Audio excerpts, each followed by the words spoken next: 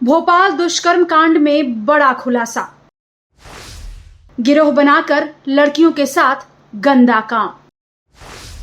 Video viral करने से पहले पकड़ा गया मुख्य आरोपी।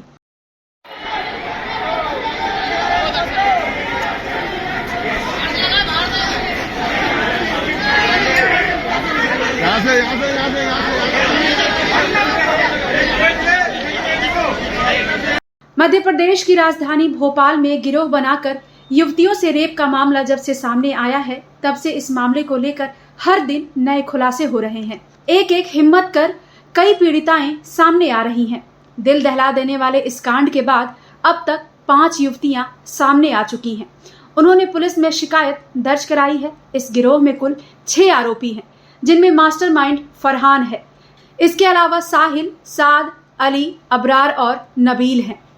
सभी पीड़ित युवतियां भोपाल के निजी प्राइवेट कॉलेज की हैं। इस वारदात को अंजाम देने वाले आरोपी फरहान सहित 3 आरोपियों को पुलिस ने शुक्रवार यानी कि 28 अप्रैल को ही गिरफ्तार कर लिया था, जबकि 7 की गिरफ्तारी अगले दिन यानी कि शनिवार को हुई। गिरफ्तारी के बाद जब जांच आगे बढ़ी तो फरहान के फोन से कई अश्लील वीडियो बरामद हुए, जिनमें कम से कम 10 से 15 लड़कियों के वीडियो होने की बात सामने आई है।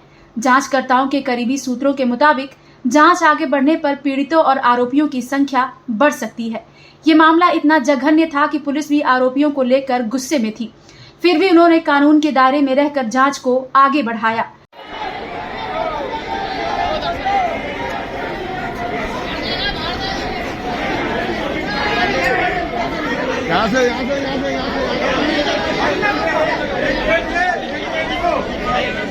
और आरोपियों का पुलिस ने जुलूस निकाला। इस वारदात को अंजाम क्लब 90 नाम के रेस्टोरेंट में दिया है। आरोपी शुरुआत में लड़कियों को प्यार के जाल में फंसाते, फिर इसी रेस्टोरेंट में ले जाकर उनके साथ गंदा काम करते। पुलिस ने अब इसे सील कर दिया है। ये रेस्टोरेंट निजी कॉलेज से सिर्फ 100 मीटर की दूरी पर है। 5वीं FIR दर्ज हुई है। एक पीड़िता ने दर्ज कराई है और उस पीड़िता की ओर से थाना सेवा गार्डन क्षेत्र का ये मामला है।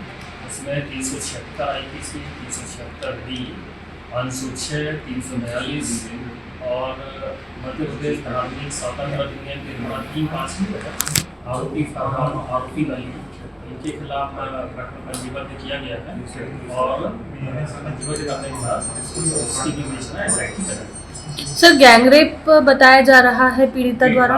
376 D, चूँकि एक घटना 1 वर्ष पुरानी है, जिस समय IPC अस्तित्व में थी, तो उसी IPC के तहत जो गैंगरेप की धारा है वो लगाई।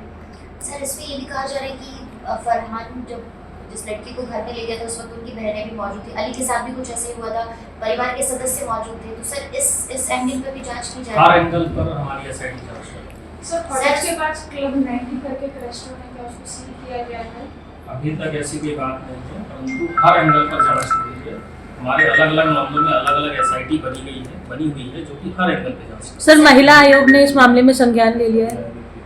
सर, परिजनों की क्या भूमिका है इसमें? फरहान और अली के परिजन की भूमिका निकल कर सामने आई है। ये सारे मैटर इन्वेस्टिगेशन के हैं जो अभी नहीं बताए जा सकते। छठी FIR होने की क्या तैयारी कर जानकारी मिली कि एक और पीड़िता तैयार होनी है? जो भी पीड़िता आएगी उसकी FIR ली जाएगी, उसका नाम पता गोपनीय रखा जाएगा, पुलिस द्वारा सुरक्षा मुहैया उपलब्ध कराई जाएगी।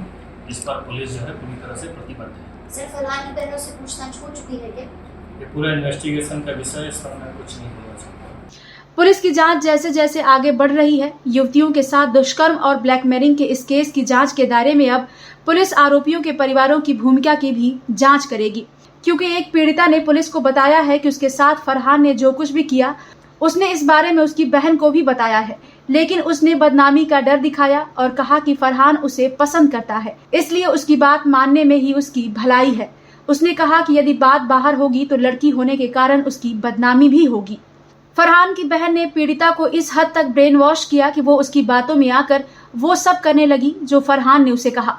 उसने बुरके में अपनी सेल्फी भी भेजी और रोजा भी रखा। जिस तरह इस मामले में परिजनों पर आरोपियों को बचाने और पीड़िताओं पर दबाव बनाने के आरोप लगे हैं, उसे देखते हुए पुलिस ने अब तय किया है कि सभी आरोपियों के परिवार की भूमिका को भी जांच के दायरे में लाया जाएगा और उनसे जल्द ही पूछताछ की जाएगी। इसके बाद भोपाल गैंगरेप केस के मास्टरमाइंड फरहान के पिता का बयान सामने आया है। पिता ने कहा कि उन्हें अपने बेटे के कुकर्मों पर यकीन नहीं हो रहा, क्योंकि वो पिता के सामने महिलाओं की इज्जत करने का दिखावा करता था। पिता का कहना है कि मुझे नहीं पता था कि बेटा ऐसा निकलेगा। हम पुलिस को पूरा सहयोग देंगे। भोपाल में कॉलेज छात्राओं से गैंग बनाकर दुष्कर्म और ब्लैकमेलिंग के सनसनीखेज मामले में जब आरोपी फरहान की गिरफ्तारी हुई तो उसके परिवार ने चुप्पी साध ली, जिसके बाद परिवार भी सवालों के घेरे में आ गया। लेकिन अब इस जघन्य अपराध को लेकर फरहान के पिता ने बेटे के घिनौने अपराध पर शर्म और गुस्सा जाहिर करते हुए कहा कि मुझे नहीं पता था कि मेरा बेटा ऐसा निकलेगा। अब तक यकीन नहीं हो रहा है कि मेरा बेटा इतना घिनौना काम कर चुका है। पिता के मुताबिक वो अपने बेटे को बेहद शरीफ लड़का समझते थे। पिता ने कहा कि उनका परिवार बेहद साधारण है और वो खुद ड्राइविंग करते हैं। फरहान पर उन्हें कभी भी शक नहीं हुआ क्योंकि घर की महिलाओं की वो बड़ी इज्जत करता था। खास तौर पर उसे अपनी बहन का बिना पर्दे के बाहर जाना बिल्कुल पसंद नहीं था। वो हमेशा उसे पर्दे में रहने या चेहरे को ढकने के लिए बोलता रहता। ऐसे में वो किसी और की बेटी के साथ ये सब करेगा, इसका अंदाजा बिल्कुल भी नहीं था। आरोपी फरहान के पिता ने कहा कि जब कॉलेज की फीस के लिए फरहान ने रुपए की मांग की तो उन्हें कुछ शक हुआ कि वो कुछ गलत काम तो नहीं कर रहा, लेकिन पूछने पर उसने बताया कि वो सेकंड हैंड गाड़ियों का काम करता है, जहां से उसे अच्छी आमदनी हो रही है। इसके बाद उसने करीब 2.5 लाख रुपए की स्पोर्ट्स बाइक भी खरीदी थी। आरोपी के पिता ने कहा कि जिन बच्चियों ने फरहान पर आरोप लगाए हैं वो उन्हें जानते हैं, क्योंकि वो त्योहार पर घर आई थी, लेकिन उस समय ऐसा उन्होंने कुछ नहीं बताया कि फरहान उन्हें परेशान करता है या उनके साथ गलत काम कर रहा है। अगर उस समय वो मुझे बताती तो मैं बेटे को ये सब करने से काफी पहले रोक लेता। पिता को अब बेटे के किए गुनाह पर गुस्सा और पछतावा दोनों है, इसलिए वो उसकी जमानत के लिए भी कोई कोशिश नहीं कर रहे हैं। पुलिस को जांच में पूरा सहयोग कर रहे हैं। गिरफ्तारी के बाद फरहान से सिर्फ एक ही दिन उनके पिता मिलने गए हैं, जब उन्हें पहली बार पुलिस स्टेशन बुलाया गया था। इसके बाद फरहान के पिता की उससे कोई भी बात नहीं हुई। आपको बता दें कि इस वारदात के सामने आने के बाद पुलिस के सामने सबसे बड़ी चुनौती थी कि उसकी कार्रवाई की जरा सी भी भनक फरहान और उसके साथियों को ना लगे। इसलिए 11 अप्रैल को शिकायत के बाद से फरहान और अन्य आरोपियों साहिल, अली, साद, अबरार और नबील पर पुलिस ने चुपचाप नजर रखी और मौका मिलते ही उन्हें दबोच लिया। पुलिस ने सबसे पहले उनके मोबाइल जब्त किए ताकि सबूत मिटाने से पहले वो जब्त हो जाए। इसके बाद पुलिस को दिए बयान में फरहान ने बताया भी था कि अगर उसे भनक होती कि पुलिस उन पर नजर रख रही है तो पुलिस के हत्थे चढ़ने से पहले वो लड़कियों का अश्लील वीडियो वायरल कर देता, लेकिन इससे पहले पुलिस ने उसे गिरफ्तार कर लिया।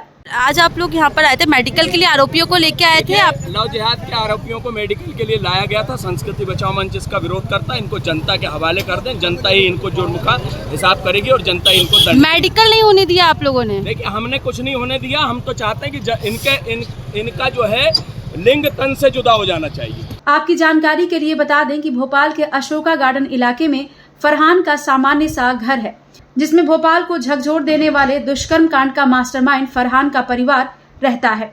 फरहान इस समय पुलिस की रिमांड पर है। घटना के बाद से फरहान का परिवार काफी सहमा हुआ है और घर के बाहर आना जाना भी बंद कर चुका है। इस मामले को लेकर फरहान के पिता को पुलिस ने बुधवार यानी कि 30 अप्रैल की दोपहर बयान दर्ज करने के लिए पुलिस स्टेशन बुलाया था। पिता के बयान दर्ज करने के बाद पुलिस अब आगे की कार्रवाई कर रही है, लेकिन इस कांड ने कहीं न कहीं साल 1992 के कुख्यात अजमेर रेप कांड की याद दिलाई है, जहां 100 से ज्यादा स्कूली कॉलेज की छात्राओं को ब्लैकमेल कर उनके साथ दरिंदगी की गई थी। भोपाल मामले में भी आरोपियों ने वीडियो बनाकर पीड़िताओं को ब्लैकमेल किया और उन्हें अपने दोस्तों से मिलवाने के लिए मजबूर किया। कई पीड़िताओं ने बताया कि उन्हें जबरदस्ती गांजे का नशा भी कराया गया और उनके साथ घिनौनी घटना को अंजाम दिया गया। Bureau report, prime news.